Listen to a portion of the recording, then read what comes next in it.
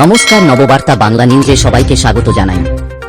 আজকের সংবাদ শিরোনাম: জল্পনার অবসান, মহারাষ্ট্রের মুখ্যমন্ত্রীর গদিকার, জানিয়ে দিলেন এনসিপি প্রধান অজিত পাওয়ার। আবাস প্রকল্পে কাটমানির অভিযোগ, টাকা ফেরত চাইতেই খুন মুর্শিদাবাদে।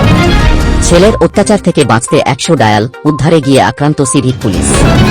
ফের যাদবপুরের হোস্টেলে মদ্যপ প্রাক্তনীদের তাণ্ডব, বাধ্য হয়ে চিঠি পড়ুয়াদের। টেস্টে নজির গড়ে নিউজিল্যান্ডকে হারাল ইংল্যান্ড, সচিনকে টপকে নয়া কীর্তি জো রুটে। শেখ হাসিনাকে গ্রেনেড মেরে খুনের চেষ্টা মামলার আসামিরা খালাস পেল। বৈধ ভিসা থাকার পরেও ভারতে প্রবেশের অনুমতি মিলল না ইসকনের 54 জন সাধুর। নতুন করে বাড়ছে উত্তেজনা। সংবাদ শিরোনামগুলো শুনছিলেন, এবার জানাবো পুরো সংবাদ। প্রতিদিনের খবরের টাটকা আপডেট পাওয়ার জন্য আমাদের নববার্তা ইউটিউব চ্যানেলটিকে সাবস্ক্রাইব করুন। মহারাষ্ট্রের মুখ্যমন্ত্রীর আসন বিজেপির কাছেই থাকছে। আভাস মোটামুটি পাওয়া গিয়েছিল ভোটের ফল প্রকাশের দিনেই। এবার সেই ধারণাতেই শিলমোহর দিলেন মহাজোটী জোটের অন্যতম শরিক এনসিপি নেতা শরদ পাওয়ার। গত কয়েকদিন ধরেই মুখ্যমন্ত্রীর চেয়ার নিয়ে টানাপোড়েন চলছিল। তবে সেই আসন যে বিজেপি কাউকে ছাড়বে না তা কার্যত বোঝাই গিয়েছিল। রবিবার সেই কথাতেই শিলমোহর দিলেন এনসিপি প্রধান অজিত পাওয়ার। অজিত পাওয়ার এই দিন সাংবাদিকদের প্রশ্নের মুখে বলেন, দিল্লিতে মহাজোটী জোটের বৈঠকে ঠিক হয়েছে মুখ্যমন্ত্রী বিজেপি থেকেই কেউ হবেন। কে হবেন সেটা তারা ঠিক করবেন। দুজন উপমুখ্যমন্ত্রী থাকবেন। এই দুটি পদ দুটি শরিক দল এনসিপি এবং শিবসেনাকে ছেড়ে দেওয়া হয়েছে। তবে মহারাষ্ট্র বিজেপির প্রধান চন্দ্রশেখর বাওয়ানকুলে শনিবার ঘোষণা করেছেন, 5 ডিসেম্বর বিকেল 5টায় মুম্বইয়ের আজাদ ময়দানে নতুন সরকার শপথ গ্রহণ করবে। শপথ গ্রহণ অনুষ্ঠানে উপস্থিত থাকবেন প্রধানমন্ত্রী নরেন্দ্র মোদীও। আবাস যোজনায় দুর্নীতির বলি ব্যক্তি তালিকায় নাম তুলে দেওয়ার আশ্বাসে প্রথমে আর্থিক প্রতারণা, তারপর সেই টাকা ফেরত চাইতেই ব্যক্তিকে পিটিয়ে খুন করা হয় বলে অভিযোগ। মুর্শিদাবাদের রঘুনাথপুরের ঘটনায় উত্তেজনা এলাকায়। প্রতিবাদে টায়ার জ্বালিয়ে বিক্ষোভ দেখান গ্রামবাসীর। তদন্ত শুরু করেছে পুলিশ। পরিবার সূত্রে জানা গিয়েছে, মৃত ব্যক্তির নাম আতিউর শেখ ওরফে কালু। তিনি রঘুনাথগঞ্জের মুকুন্দরপুর এলাকার বাসিন্দা। অভিযোগ, 2018 সালের আবাস যোজনার সমীক্ষার সময় স্থানীয় তৃণমূল নেতা আব্দুল লতিফ ওরফে মিঠুন তালিকায় নাম তুলে দেওয়ার নামে 5,000 টাকা নেন। এদিকে নতুন সমীক্ষার পর তালিকায় নাম না থাকায় শনিবার রাতে টাকা ফেরত চাইতে যান কালু। অভিযোগ, বচসার সময় ওই ব্যক্তি কালুকে মারধর করেন। আঘাতে কান থেকে রক্তপাত শুরু হয় তাঁর। আক্রান্তকে জঙ্গিপুর হাসপাতালে নিয়ে যাওয়া হয়। সেখান থেকে মুর্শিদাবাদ মেডিকেলে স্থানান্তর করা হয়। অবস্থার অবনতি হলে আতিউরকে কলকাতার এনআরএস হাসপাতালে রেফার করেন চিকিৎসকরা। রবিবার সেখানেই মৃত্যু হয় কালুর। যদিও ঘটনার সঙ্গে তৃণমূল যোগ অস্বীকার করেছেন স্থানীয় তৃণমূল পঞ্চায়েতের সদস্য শেতাবুল ইসলাম। তার কথায়, ঘটনাটি ঘটেছে এটা সত্যি। তবে যিনি এই ঘটনার সঙ্গে যুক্ত তিনি তৃণমূলের কেউ নন। ছেলের অত্যাচারের হাত থেকে বাঁচতে 100 ডায়াল করেছিলেন বৃদ্ধ। খবর পেয়ে ঘটনাস্থলে গিয়ে আক্রান্ত পুলিশ। ধারালো অস্ত্র দিয়ে এক সিভিক ভলান্টিয়ারকে কোপানোর অভিযোগ বৃদ্ধের ছেলের বিরুদ্ধে। ঘটনাকে কেন্দ্র করে প্রবল শোরগোল বাঁশদ্রোণীতে। অভিযুক্তকে আটক করেছে পুলিশ। পুলিশ ঘটনাস্থলে পৌঁছতেই বৃদ্ধের ছেলে রুদ্র নারায়ণ ভট্টাচার্য ধারালো অস্ত্র নিয়ে তাদের দিকে তেড়ে যায়। সিভিক ভলান্টিয়ার গুরুতর জখম হন। তাকে আহত অবস্থায় ভর্তি করা হয় বাঙুর হাসপাতালে। আটক করা হয়েছে অভিযুক্তকে। সূত্রের খবর, ধৃত যুবক মানসিক ভারসাম্যহীন। তার জেরেই কি এই ঘটনা নাকি নেপথ্যে অন্য কারণ তা জানতে তদন্ত শুরু করেছে পুলিশ। বৃদ্ধের সঙ্গে কথা বললেই গোটা বিষয়টা স্পষ্ট হবে বলে মনে করছেন তদন্তকারীরা। গত বছর যাদবপুর বিশ্ববিদ্যালয়ের প্রাক্তনীদের রেগিংয়ের অভিযোগ সামনে এসেছিল। বছর ঘুরতেই সেই যাদবপুরের হোস্টেলে ফের প্রাক্তনীদের তাণ্ডব এবার উঠে এলো খবরের শিরোনামে। পড়ুয়াদের দাবি, ওই মাতকাসক্তকে অবিলম্বে হোস্টেল থেকে বের করে দিতে হবে। অথচ পরপর দুদিন তাকে সরাতে উদ্যোগী হলেও লাভ হয়নি। তিনি কখনো হোস্টেলের ছাদে চিলেকোঠার ঘরে লুকিয়ে পড়ছেন বা কোথাও পালিয়ে যাচ্ছেন। তাই সমস্যার সমাধানও হচ্ছে না কোন মতেই।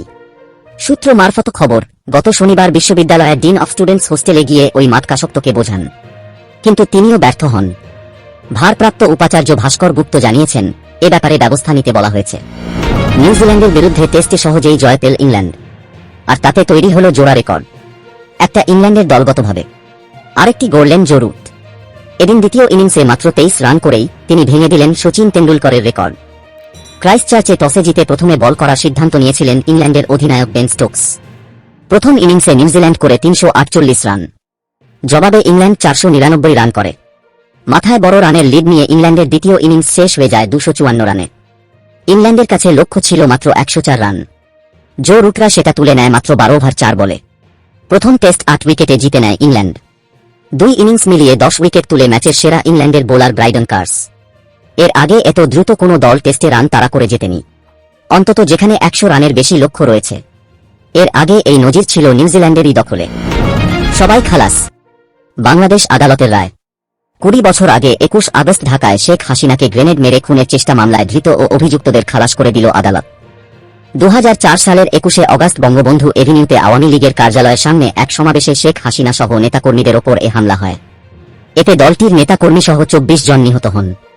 আহত হন শেখ হাসিনা সহ কয়েকশো নেতাকর্মী। আওয়ামী লীগ সরকার চলাকালীন এই গ্রেনেড হামলার তদন্ত হয়। এতে দাবি করা হয় হামলার সময় ক্ষমতায় ছিল বিএনপি জামাত ইসলামী জোট। তদন্তে উঠে আসে পাকিস্তানের গুপ্তচর সংস্থা আইএসআই মদতে হুজিবি জঙ্গি সংগঠন এই হামলা চালিয়েছিল। তবে বরাবরই এই দাবি প্রত্যাখ্যান করেন খালেদা জিয়া। রবিবার আদালতও এই মামলায় সবাইকে যাবজ্জীবন খালাস করেছে। গত 5 আগস্ট থেকে বাংলাদেশে চলছে অন্তর্বর্তী শাসন। এই সরকারের নজরে শেখ হাসিনা তার শাসনে স্বৈরাচারী ছিলেন ও গণহত্যায় যুক্ত। বাংলাদেশ নিয়ে উত্তেজনা যেন ক্রমেই বৃদ্ধি পাচ্ছে। বিবৃতি পাল্টা বিবৃতি বৃদ্ধি পাচ্ছে। ইতিমধ্যে চিন্ময় কৃষ্ণ দাসের গ্রেপ্তারি নিয়ে বাংলাদেশ ইস্যুতে উত্তাল হয়ে পড়েছে রাজ্য। এই পরিস্থিতিতে বৈধ ভিসা থাকার পরেও ইসকনের 54 জন সন্ন্যাসী ভারতে প্রবেশের অনুমতি পেলেন না। শনিবার 30 নভেম্বর বাংলাদেশের বিভিন্ন জেলা থেকে ইসকনের এই সমস্ত ভক্তরা বেনাপোলে ইমিগ্রেশনে আসেন।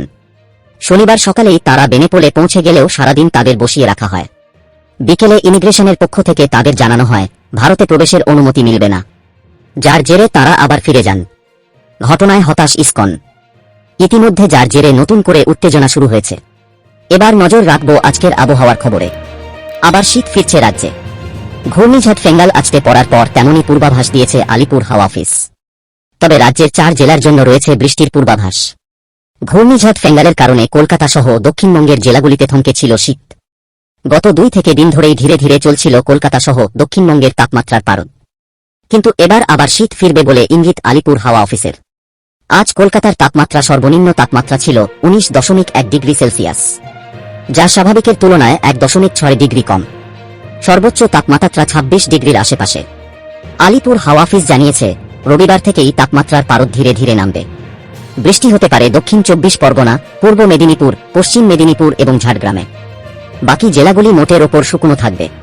পরবর্তী সংবাদ দেখার আমন্ত্রণ জানিয়ে এখনকার মতো শেষ করছি। নববার্তা বাংলা সংবাদ দেখতে এবং অথেন্টিক টাটকা খবরের জন্য চ্যানেলটিকে সাবস্ক্রাইব করে রাখুন। ধন্যবাদ সবাইকে।